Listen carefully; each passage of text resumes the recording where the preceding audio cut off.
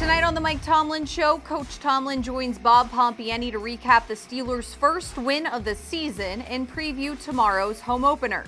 Our cameras caught the best sights and sounds from Monday Night Football, and I go one-on-one with Tyson Alualu to find out how the Steelers stuffed Saquon Barkley. The Mike Tomlin Show starts right now. Here we go. This pass is caught, and that's a touchdown. That's the way to work. Come on. He's hit that sack. The Steelers win the football game. Let's go. Come get it. You know what it is. This one is in the history books. Here we go. The Mike Tomlin Show is presented by 84 Lumber.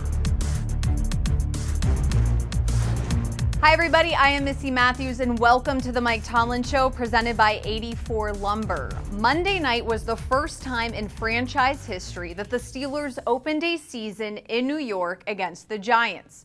It was a game that included the return of quarterback Ben Roethlisberger, a defense that wanted to play fast and physical, and of course, a victory. Let's head over to Bob Pompeani, who's with Coach Tomlin, to recap the 26-16 win. Bob? Missy, thank you very much. And boy, do we have a lot to cover with head coach Mike Tomlin here tonight. What a week it's been. And coach, just to start with the offense. It took a while to get going, but the fact that the red zone, what a difference having Ben Roethlisberger back, and there were no turnovers really to speak of from that point of view. Talk about that performance that you saw on Monday night. Yeah, it took a couple possessions for us to find our footing, and it wasn't necessarily Ben and him knocking the rust off. It was us collectively. We hadn't been in the stadium together. I thought we had too many unblocked people at the point of attack at times in the run game, and so that was slow to get started. It kept us a little bit off schedule and kept him in some possession down situations that you don't like to be in. But as it pushed into the waning moments of the first half, I felt like we found our footing, and I think it was highlighted by that 2-minute drive, and I think we kind of went on from there. Yeah, that was certainly a big moment of that game and that touchdown at the end. You look at Roethlisberger with 117 passer rating, but you got some tremendous production out of Benny Snell after James Conner got injured. Does his role change because of that effort in that game, 113 yards rushing? You know, I don't think any of us were surprised by what Benny was able to do the other night, to be quite honest with you. I think that's been really indicative of his performance throughout this team development process. He's shown those varsity-like skills just about at every turn and every situation we put him in, and that's why I've talked the way that I have about him. He's one of those second-year guys that has elevated his game, and so he's put himself in position to be viewed potentially in a different light. It's great to know that you got a young man that's capable of being the mail-toter, if you will. Well, you got tremendous performance out of your wide receivers, too. A big night for Juju Smith-Schuster in just about all aspects of a game. Chase Claypool showed something, too. I think he had 19 snaps, including a toe tap, and a nice play at the end to slide to stay in bounds. Your impressions about those wide receivers? You know, I thought they all played tough, physically and mentally tough. And, you know, certain plays can highlight that. I thought Juju recovering that fumble in the midst of 7 or 8 New York Giants was really tough and displayed toughs. And I think James Washington hunting that end zone there in that 2-minute drive was another display of toughs. I just thought the group showed its mettle and displayed physical and mental toughs throughout. And that's what you need. When you got big men that hustle and you got little guys that display physicality and toughness, you got a chance to have a good football team. You know it's a good day at the office for your defense when Ben Roethlisberger outrushes Saquon Barkley. What did you guys do to stop that guy, one of the best in the game? You know, we didn't make any bones about our agenda. We just thought it was critical to minimize his impact on the game. We have so much respect for him and what he provides their offense in all aspects of play, that was our focus. And at times when you play ball like that, you got to acknowledge that you put secondary men in harm's way. I just thought our secondary men, particularly the corners, did an awesome job for the better part of the day of standing up as we did what we needed to do to minimize his aspect of the game. You mentioned the touchdown at the end of the first half. To me, really a turning point, or maybe the biggest play defensively, was Bud Dupree putting pressure on Daniel Jones. That had to be a gut-wrenching situation for the Giants because it occupied 9 minutes, 19 plays, resulting in Cam Hayward's first interception. Was that Bud Dupree's best game as a Steeler? Man, I don't know. Bud has had some tremendous games here in the last 12 months or so. He had a home game last year, I think, Indy, that was ridiculous. He's been playing consistently at a high level, and he and TJ are a formidable tandem, to say the least. Yeah, Cam Hayward getting an interception. That's the first one of his career. He had to be pumped coming to the sidelines, and you had to be surprised. I'm just glad he found a way to stay in the end zone.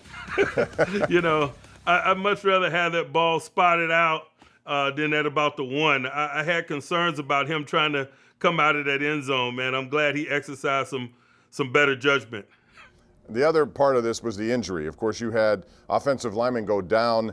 Let's talk about that, James Conner, and where those guys are heading into this Denver Bronco home opener.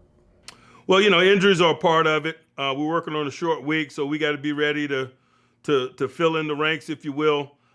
Zach Banner, unfortunately, will not be available to us this week. We'll be determined what the next course of action is for him procedurally, but rest assured he won't be playing this week. And Wiz will be questionable at best.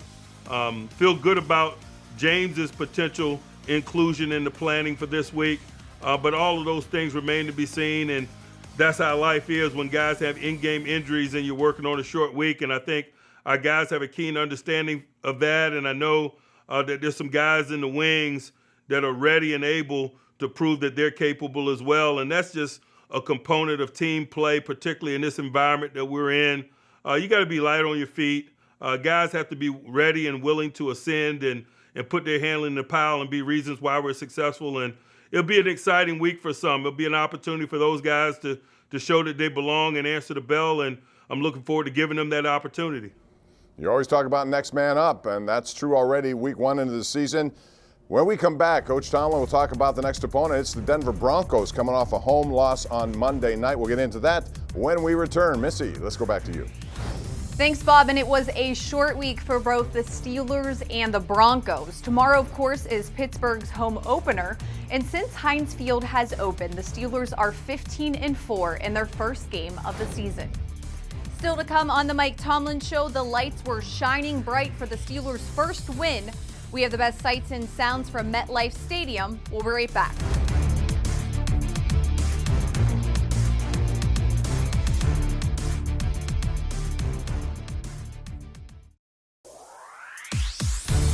Welcome back to the Mike Tomlin Show, everyone. The Steelers and Broncos had a level playing field in terms of a short week in preparing for tomorrow. Pittsburgh has won 6 of its last 8 games after playing on Monday Night Football. So let's go back to Bob and Coach for more on tomorrow's matchup. All right, Missy, thanks. Coach, just talk about the Denver Broncos. They were at home. Normally that's a big advantage. No crowd there at Mile High Stadium. They had a game they thought they could have won, maybe should have won. They did not win. But let's break it down and talk about Drew Lock, a young quarterback who came on strong last year. What are your concerns trying to defend him? His well-balanced skill set. I've been impressed with his mobility, his accuracy, his arm strength, and the combination of all those characteristics that I mentioned and their ability to utilize them. They changed the launch point quite a bit. He's capable of throwing the ball to any spot on the field. They stretch you vertically. They're good in their play-action pass game with those things.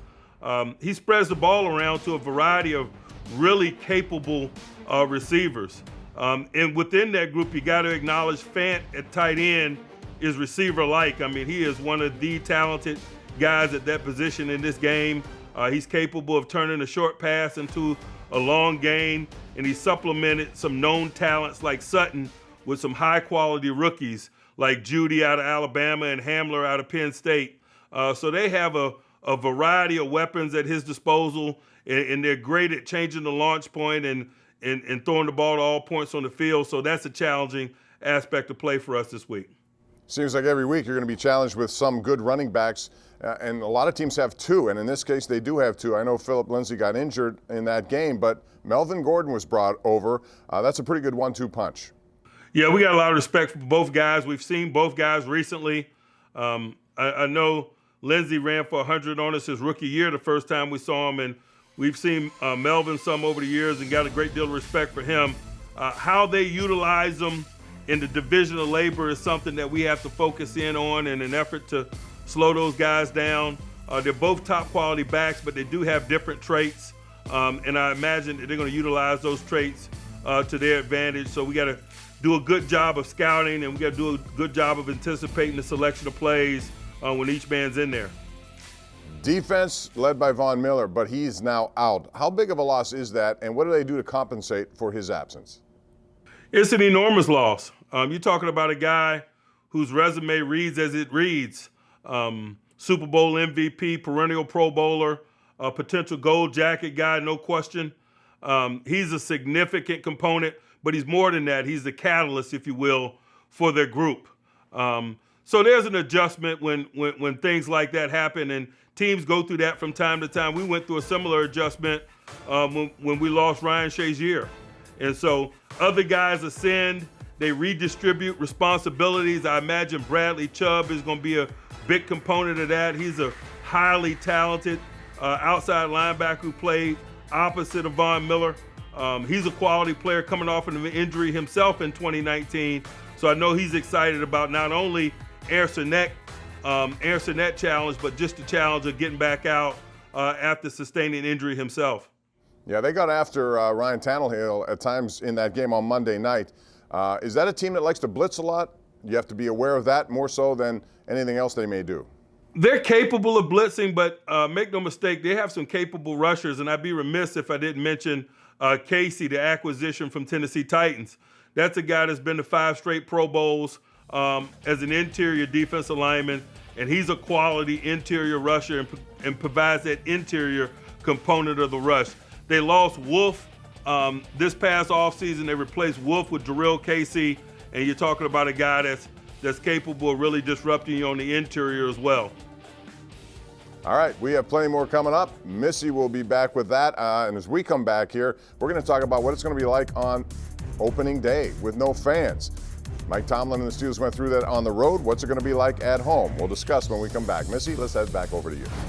The Steelers play 2 straight home games starting tomorrow, and as you said, Bob, no fans will be in attendance. While it will be weird, I think it's safe to say we are all very thankful that football is back. Up next on the Mike Tomlin Show, my one-on-one with Tyson Alualu.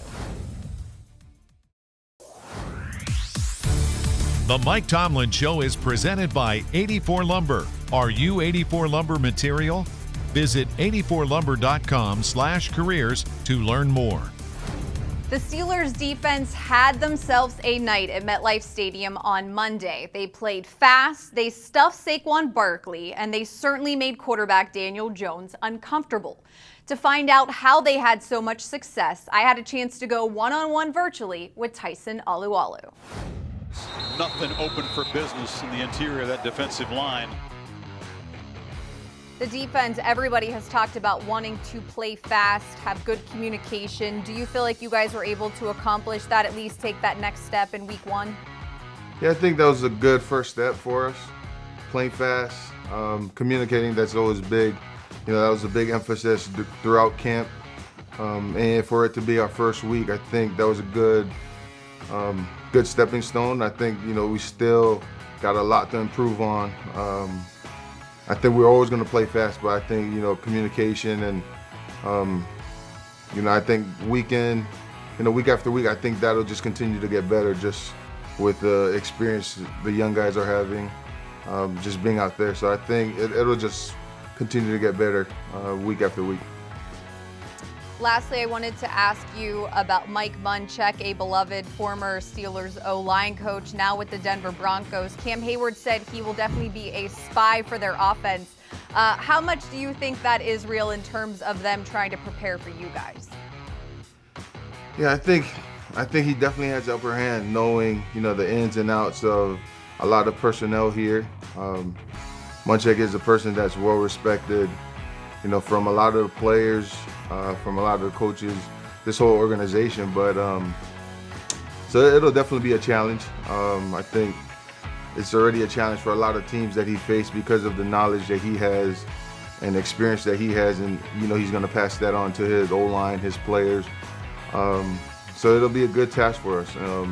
We know that we have to be fundamentally sound and we have to play with world technique to try and beat the things that he has planned for us. So we're looking forward to it. All right, Tyson, thanks for your time. Really appreciate it. Yep, thanks for having me. Well, the way we all consume football is very different this year, but luckily we had some inside access on Monday night at MetLife Stadium. Here's some of our best sights and sounds.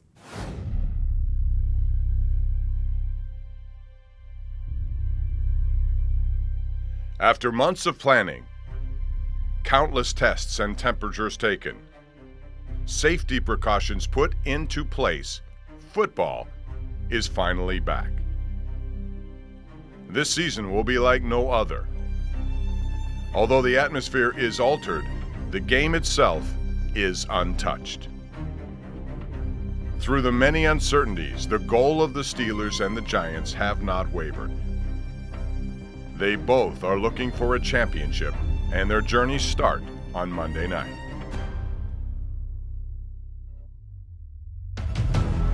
With no preseason games this year, it was expected that the teams would be rusty in their first outings. Barkley got it again, but has to stutter step in the backfield and drag down for a loss there. And there was no exceptions in the first quarter in New York. And Deontay Johnson loses it. The ball is loose inside the 5-yard line, still loose. It is Giants football.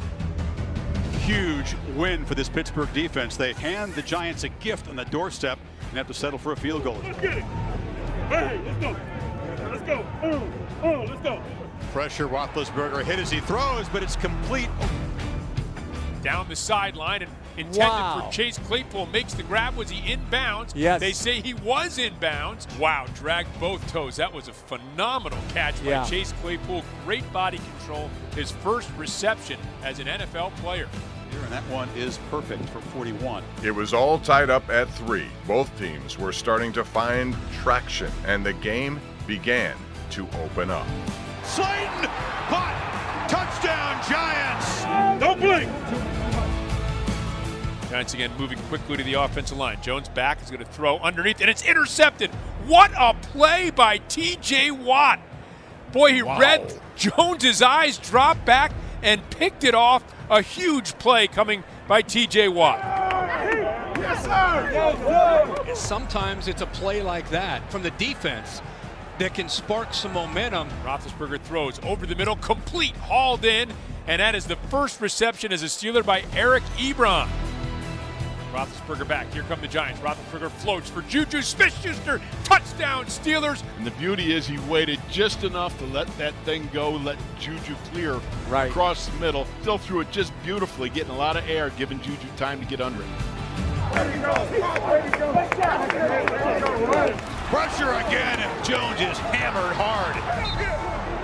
Pittsburgh pass rush imposing itself. That was big Vince Williams. Jones gets away, but now he's corralled by Stephon Tuitt and dropped for a sack, a loss of one of the play. It's been 365 days since Ben Roethlisberger last threw a pass in an NFL game. The 38-year-old's long-awaited return has Steelers Nation thinking what could be. With 1:32 left in the first half, he gave them a glimpse of just that. And it is complete to Juju Smith-Schuster. Crosses the Giants' 40-yard line down to the 39. This is Juju Smith-Schuster. Smith-Schuster crosses the 30, the 25, and steps out of bounds. Now maybe thinking touchdown for the Steelers. Looking back to his left. Roethlisberger has room. Now going to tuck it and go. Crosses the 20, the 15, and slides to the 12-yard line. Calls the timeout here. Roethlisberger back, throws underneath, complete. This is James Washington, leaps, and James Washington powers into the end zone. Touchdown, Steelers. Now that's what you want to see. You can watch the full episode of my one-on-one and sights and sounds on the Steelers official YouTube page. Right after the break, we check in one more time with Coach Tomlin.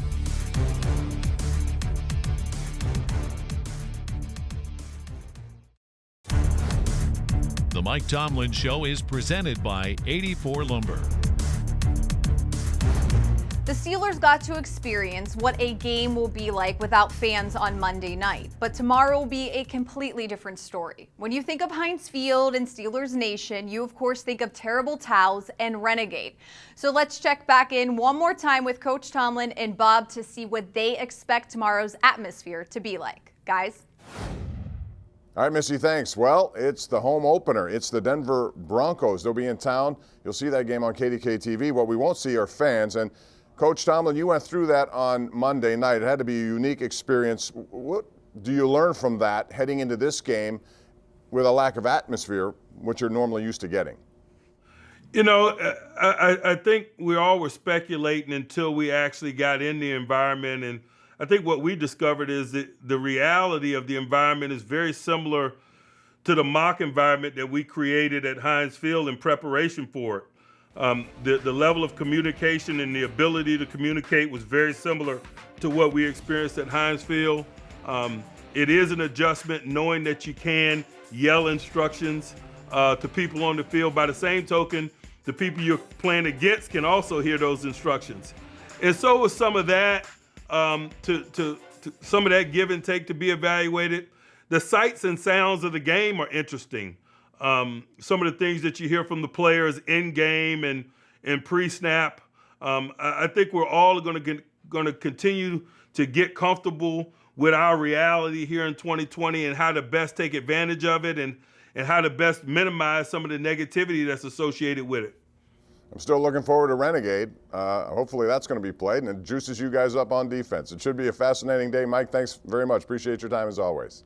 Hey, I always love working at Heinz Field regardless of circumstance.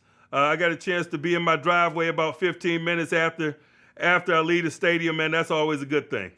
Always a good thing. All right, Coach, thanks very much. We'll see you again next Saturday night. That's going to do it for the Mike Tomlin Show. Keep in mind, we have our pregame show tomorrow, 11:30 KDKA, the game live, and then the extra point after the game on KDKA TV. That's going to do it for Missi Matthews and head coach Mike Tomlin. I'm Bob Pompeani. Have a great Steeler game day, and we'll see you next week.